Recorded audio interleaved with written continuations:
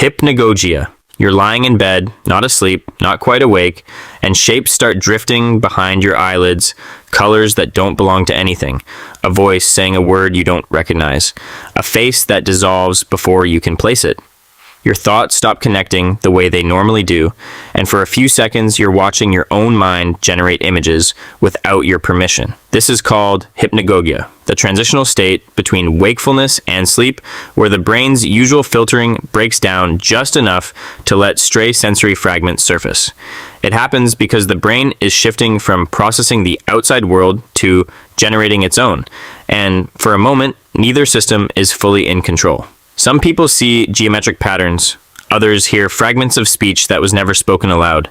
It fades the instant full sleep begins. Hypnic Jerk. You're drifting off when suddenly your whole body jolts, as if you'd missed a step that wasn't there, and your eyes snap open with your heart pounding for no clear reason. It happens in an instant, no memory of falling, just the sudden reflex pulling you back from sleep. This is called a hypnic jerk, an involuntary muscle spasm that occurs as the body transitions into deeper sleep stages.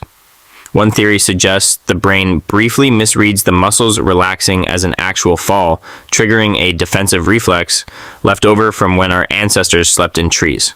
It's more common when you're overtired or anxious, though it can happen to anyone on an ordinary night, forgotten within seconds. Sleep inertia. You wake up and for a moment you don't know what room you're in, what day it is, or why your alarm sounds unfamiliar, even though it's the same one you hear every morning.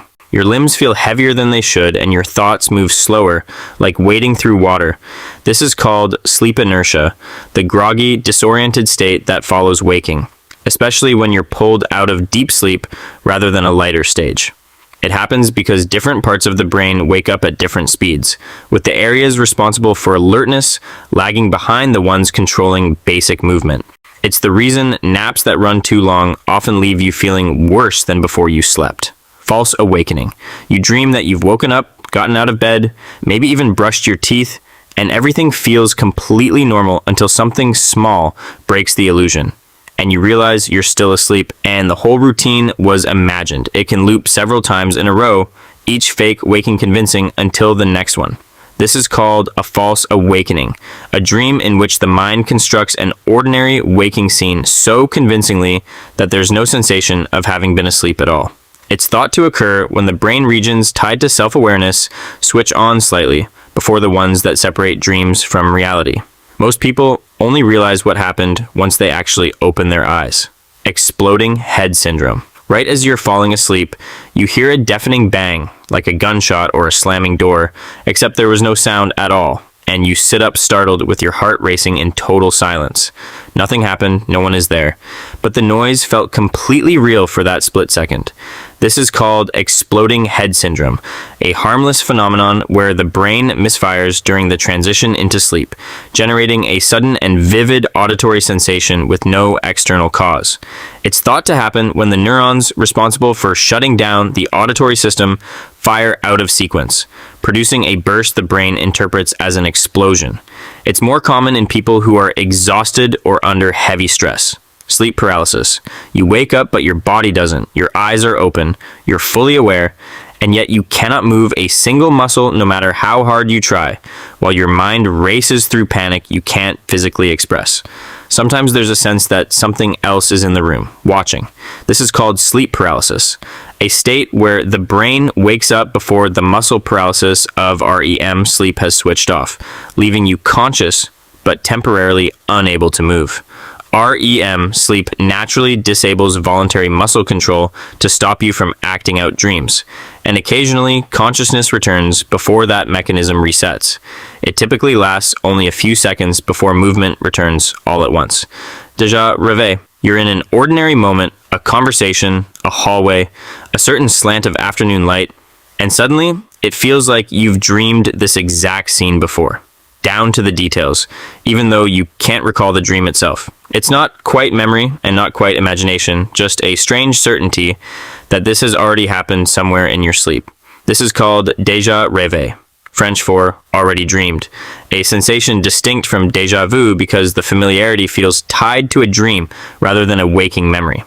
Researchers believe the brain may retrieve a fragment of an actual forgotten dream and misattribute the source, making the present feel like a replay. It passes as quickly as it arrives. Hypnopompic hallucination. Right as you're waking up, before your eyes have even opened, you sense someone standing at the foot of the bed, or hear your name spoken clearly in an empty room, and for a moment it feels every bit as real as daylight. Then it dissolves the instant you're fully conscious. This is called a hypnopompic hallucination, a sensory experience that occurs during the transition out of sleep, distinct from hypnagogia because it happens on the waking side rather than the falling asleep side. It happens for similar reasons, the brain briefly generating sounds or images that feel externally real even though nothing is there. It's more common after fragmented or insufficient sleep. Lucid dreaming. You're in the middle of a dream when something shifts, a detail that doesn't add up, and suddenly you realize you're asleep, fully inside the dream and fully aware of it at the same time. This is called lucid dreaming, a state in which self-awareness persists into REM sleep, letting the dreamer recognize and sometimes influence the events unfolding around them. It occurs when activity increases in the prefrontal cortex, the region tied to self-reflection, which is normally quieter during ordinary dreaming. Some people can nudge the direction of the dream once lucidity sets in, though the dream world often resists full control.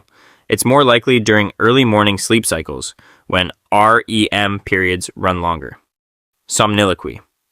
Someone in the room hears you say a full sentence in your sleep, clear as if you were awake, except you have no memory of speaking and no idea what you were dreaming about at the time. Sometimes it's a single word, sometimes an entire conversation with no one there. This is called somniloquy, or sleep talking, a disruption in the boundary between the sleeping and waking brain that allows the motor centers controlling speech to activate without full consciousness attached. It tends to happen during lighter stages of sleep or right at the edges of REM, and it isn't usually tied to what you were actually dreaming. It's harmless and mostly forgotten by the speaker entirely. Somnambulism. Someone finds you standing in the kitchen at 3 in the morning, eyes open, moving with purpose. And when they ask what you're doing, you don't answer, or you answer something that makes no sense at all. In the morning, you remember none of it. This is called somnambulism, or sleepwalking, a state where the body's motor systems remain active while the brain stays largely in deep, non-REM sleep. It happens because the mechanisms that normally keep the body still during sleep don't fully engage, letting movement slip through while awareness stays offline. It's more common in children and tends to run in families, usually fading with age. Night terrors. A child bolts upright, screaming, eyes wide open, heart racing, and no amount of comforting seems to reach them, because as far as their brain is concerned, no one else is even in the room. By morning, there's no memory of it at all. This is called a night terror, an abrupt surge of fear that erupts from deep sleep without ever fully waking the brain into consciousness. It happens when the nervous system's alarm response fires before the higher brain regions responsible for awareness and memory have caught up, leaving raw panic with nothing to attach it to. It's most common in early childhood and almost always outgrown. Microsleep. You're staring at the road or a screen or a page, and for a fraction of a second, everything goes dark.